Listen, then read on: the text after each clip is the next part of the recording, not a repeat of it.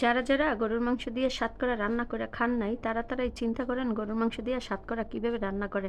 আজকে আমি সাতকরা দিয়ে গরুর মাংস রান্না করে দেখাবো।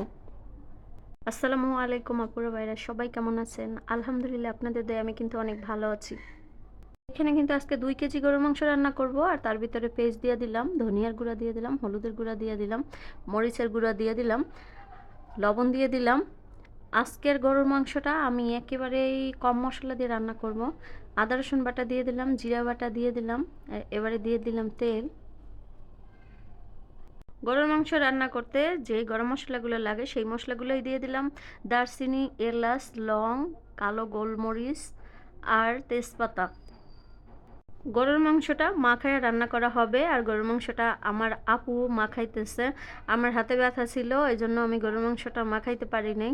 আমার বোনে বললো যে তোর হাতে যেহেতু ব্যথা সেই জন্য আমি মেখে দেই। তো আমার বোনে অনেক সুন্দর করে গরুর মাংসটাকে একদম মাখাচোকা করতেছে। আর এইভাবে কিন্তু গরুর মাংস মাইখা বসাইলে সাতকরা দিয়ে গরুর মাংস খেতে কিন্তু খুবই মজা হয়।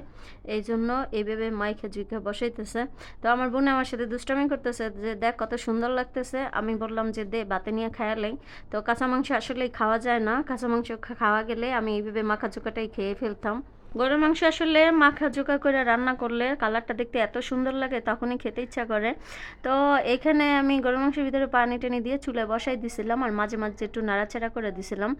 তো এখানে গরুর মাংসটা কিন্তু কষানো ভালো করে হয়ে গেছে, আর গরুর মাংসটা কষানোর পরে যখন সিদ্ধ হয়ে আসবে তখনই কিন্তু 5 থেকে 6-7 পিস 2 কেজি গরুর মাংসের ভিতরে দিয়ে দিতে হবে। তো এখানে আমি ছোট ছোট করে কিন্তু সাতকরাগুলো আমি আগেই কেটে রাখছিলাম। তো সেই সাতকরাগুলো কিন্তু এখন আমি 8-9 পিস আমি দিয়ে দিলাম। আর এই মাংসটা যখন কষানো হয়ে যাবে, মাংসটা যখন ভালো করে একটু সিদ্ধ হয়ে যাবে তখনই কিন্তু সাতকরাটা দিয়ে দিতে হবে। আর আমি সাতকরাটা দিয়ে দিলাম, এবার আরও কিছুক্ষণ কষে তারপরে আমি মাংসের ভিতরে জল দিয়ে দিব। তো এই যে সাতকরাটা আমরা যে সাতকরাগুলো রৌদে ভালো করে শুকায় রাখি, যখন গরুর মাংস রান্না করবেন তখনই কিন্তু আপনারা এই শুকনো সাতকরাগুলো গরম পানির ভিতরে আধা ঘন্টা ভিজিয়ে রাখবেন, তারপরে মাংসের ভিতরে এইভাবে দিয়ে দিবেন। আর যে সাতকরাগুলো ডিপের ভিতরে আমরা রাইখা দেই বাটি বইরা, ওইগুলো কিন্তু একেবারে ডিপ থেকে সঙ্গে সঙ্গে নামাইয়ে এরকম কষানো মাংসের ভিতরে দিয়ে দিবেন।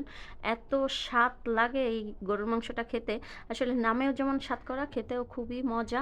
তো গরুর মাংসটা হয়ে গেছে, আমি এইভাবে একেবারে কষানো কষানো রাখবো, আর কোনো ঝোল রাখবো না, চুলাটা অফ করে দিব। সাতকরা যে এত পছন্দ করে আমার ছেলেটা, সাতকরা দিয়ে গরুর মাংস রান্না করলে আর 1 মিনিট অপেক্ষা করে না। তবে আপনারাও কিন্তু একবারের জন্য হলেও গরুর মাংস দিয়ে সাতকরা রান্না করে খেয়ে দেখবেন, এটা খুবই মজা।